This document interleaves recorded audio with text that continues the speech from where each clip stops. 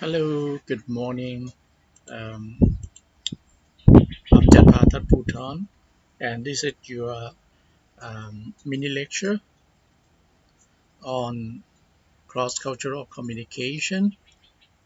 And this video is a mini lecture under the topic Bigotry and Prejudice, how they negatively affect effective cross-cultural communication. Again, this is a mini lecture in EL 343. A course on cross-cultural communication. I am Janpha Thadphoothon, the lecturer. As you know, cross-cultural communication is about the communication of people from different cultural groups. And culture is a way of life of a group of people, often passing down from generation to generation. And that particular way of life is in the process of transition. I mean, it's not static, it's always in transition. So, cross cultural communication involves people from different cultural groups. And when we talk about cultural groups or peoples, they actually have their own histories. They have their own upbringing, the parenting, and the people in the society. So, this is the result of uh, their upbringing. And we actually call this the process of acculturation or socialization. They have been socialized growing up in a particular cultural group, and so they have acquired certain cultural values and ways of doing things and seeing the world. So this is practically the origins of uh, cultural groups of uh, I would say bigotry and prejudice. It's um, it's argue it can be argued that whether or not uh, this is the only uh, origins or the results of bigotry and prejudice. Now, how we can continue and see what are what the origins are actually. Now, let's look at the meaning of bigotry. Bigotry refers to, this is according to languages.com, defined as obstinate or unreasonable attachment to a belief system or an opinion, in particular prejudice against a person or a group of people on the basis of their membership of a particular group. In other words, you have biases against certain group of people. And bigots are actually people who have closed mind. Um, so bigotry is used fairly interchangeably with the word closed mind because you uh, do not open your mind to new things. You actually perceive yourself as being uh, correct or being perfect or being better than others. This is from the Cambridge Dictionary, the definition of bigotry, the fact of having and expressing strong, unreasonable beliefs and disliking other people who have different beliefs or a different way of life. In other words, a different culture, different belief, different culture. Strong and unreasonable belief, disliking. You dislike people because of their um, racial identities. I think we have discussed it under the topic of cultural identities. I even asked one question in your midterm exam regarding the relationship between identities and conflicts. So, an example of bigotry, uh, a bigot, a bigot is a person, actually a person who is intolerant of opinions, lifestyle, identities that are different from their own. This is quite dangerous. This is the actually the one of the causes of many conflicts, wars, violence across the world. Uh, Mostly, the person's opinions are based on prejudice. Prejudice is mean you are not being fair. You uh, fail to understand other points of view. An example: a member of a political party who blocks those with opposing views would be called a bigot. I mean, you cannot tolerate, you cannot cope with people with different opinions. This is a real issue, actually. If you are a bigot, if you have prejudice against other people, your cross-cultural communication will be in trouble. So moving on to prejudice. Okay, I've just talked to you about the negative consequences and the definitions of bigotry, who a bigot is, and the origins of bigotry and prejudice. And at the moment on the screen, we are looking at the meaning of prejudice. Prejudice means unfair, unreasonable opinion or feeling formed without enough thought or knowledge. Sometimes we would refer to this as bias, B-I-A-S. Um, we can think of the word racial prejudice. The term racial prejudice is a very important term for you to understand in the context of cross-cultural communication.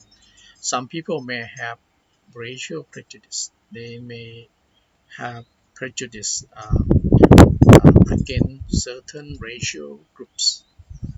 I don't want to give more example.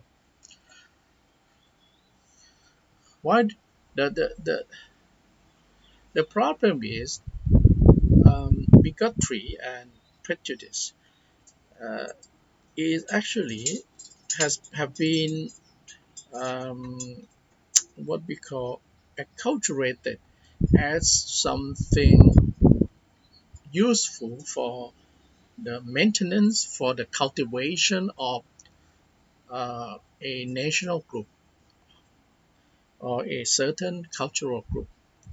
At the same time, this kind of identity building has some negatives, and we need to be careful about the uh, process of acculturation.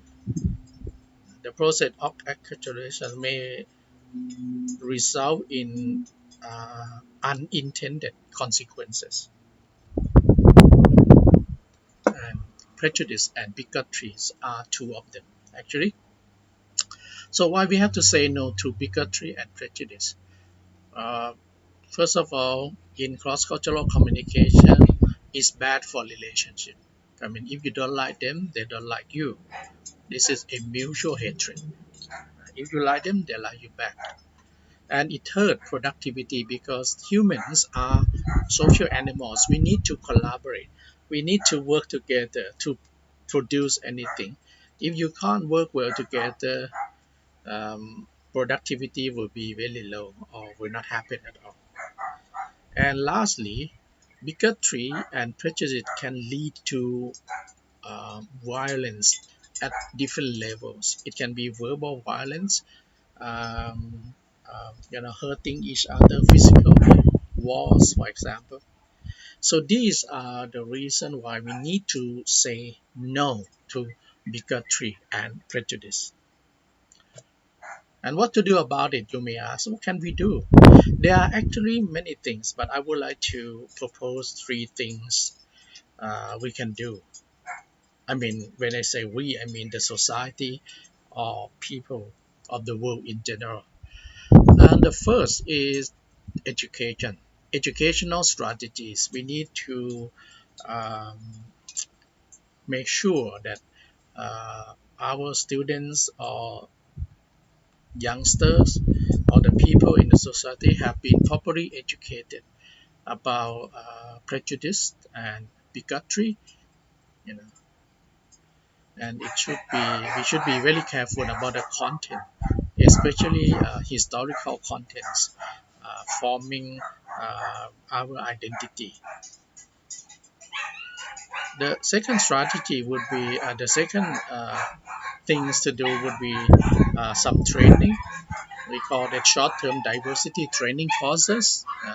The fact that we need to embrace cultural diversity, looking at diversity not as a liability but as our asset. And the third is through laws and media campaigns. We need to come up with laws promoting social cohesion, deterring people from committing crimes against others verbally, uh, promoting equity, equality, and fairness in the society in general. And media campaigns needs to say no to bullies, needs to say no to bigoted comments or uh, stereotype attitudes towards other peoples. So these are just the three things we can do through education, through short-term training, and through laws and media campaigns. After talking about training, one of the things we need to do is to develop cultural awareness, the development of cultural awareness. Cultural awareness, what you may think what it is, you may ask what it is. Cultural awareness is sensitivity to the similarities and differences that exist between two different cultures, and the use of this sensitivity in effective communication with members of another cultural group. So if you are culturally aware of something, you are sensitive to the similarities and differences existing between cultures. We can use this sensitivity. If you are culturally aware, you are sensitive to cultural differences and similarities. You do not take things for granted. When you have problems or issues in communication, you may uh, take have a close look into uh, similarities and differences in the ways of doing things. Maybe nobody is wrong, maybe everybody is right. We need to actually accept each other. We need to be aware that uh, misunderstanding can happen because of the different perspective. People have different perspectives of uh, ways to do things in general. So the development of cultural awareness is really crucial for a, a civilized society or community or country. And what to do about it? Yeah, another thing that you can do is to travel. Traveling is the broadening of your own mind. There's a saying about that. When you travel, you meet people who are different from you. You engage in the conversation.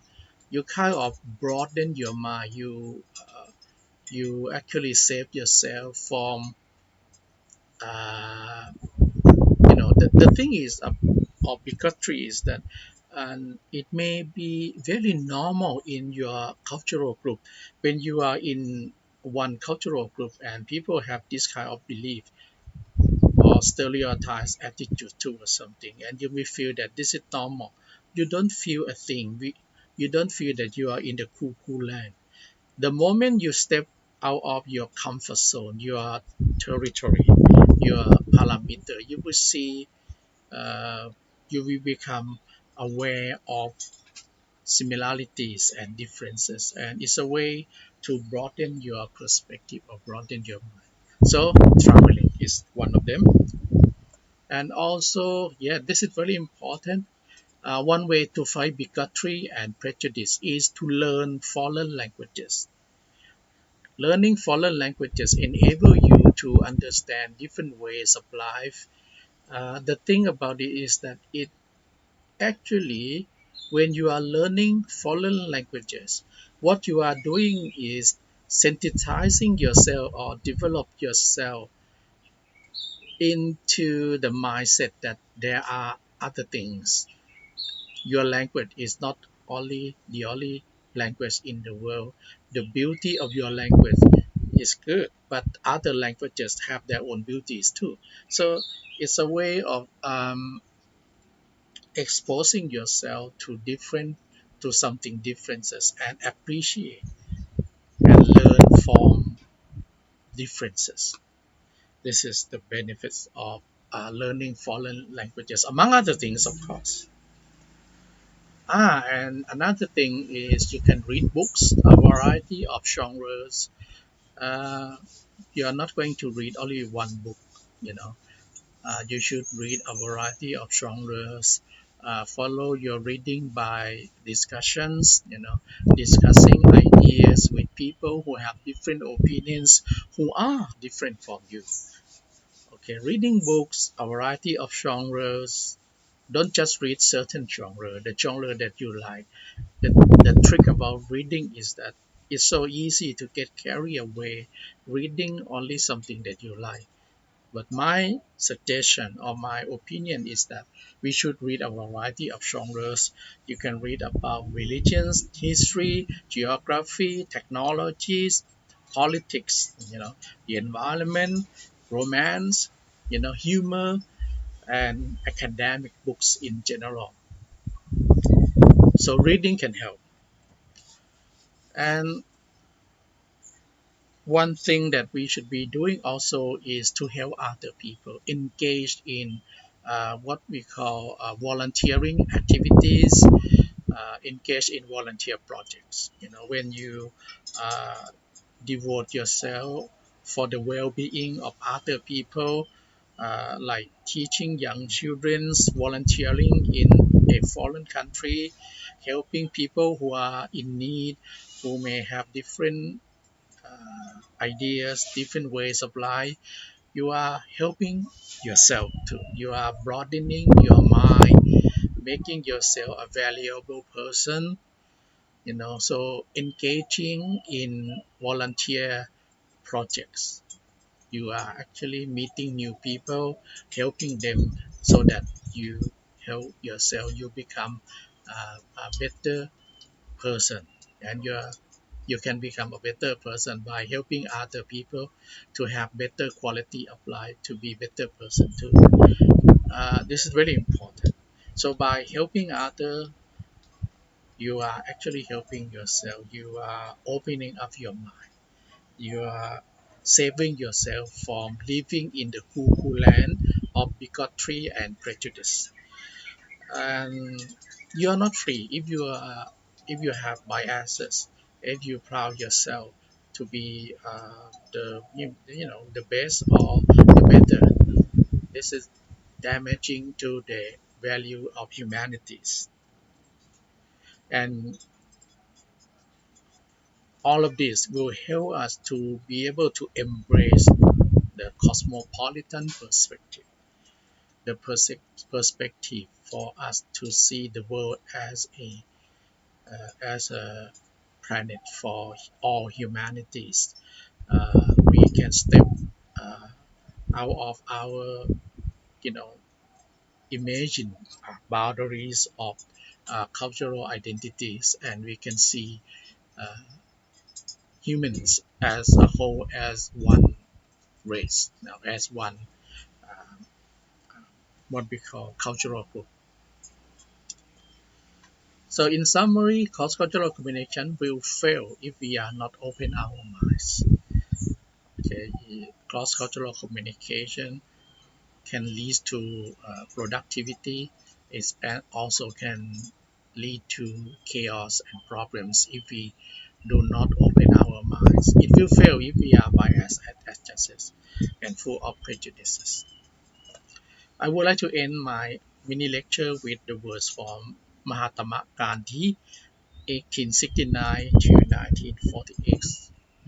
He said that your beliefs become your thoughts, and your thoughts become your words. Your words become your action, and your action gradually will form your habits. When you have that habits, it becomes your values, and your values determines your destiny.